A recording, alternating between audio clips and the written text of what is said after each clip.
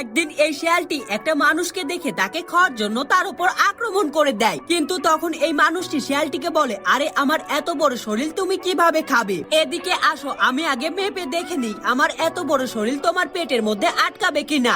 আর এই লোকটি স্কেল দিয়ে শিয়ালটির পেট মাপার নাম করে শিয়ালটিকে ধরে ইচ্ছা মতো পেটাতে শুরু করে। আর এই শিয়ালটি লোকটির কাছ থেকে মার খেয়ে পালিয়ে বাসে। এরপর এই শিয়ালটি জঙ্গলের মধ্যে একটা গাধাকে ঘাস খেতে দেখতে পায় এবং সে চুপি চুপি গাধাটির কাছে গিয়ে তাকে বলে, আমার খুব ক্ষুধা লেগেছে, আমি তোমাকে ধরে খেতে চাই। আর তখনই এই গাধাটি বুদ্ধি করে শিয়ালটিকে বলে, আচ্ছা ঠিক আছে তুমি আমাকে খাও, তবে আমার পায়ের মাংস খুবই সুস্বাদু, তুমি যদি আমার পায়ের মাংস খাও তাহলে অনেক মজা পাবে আর তোমার ক্ষুধাও মিটে যাবে।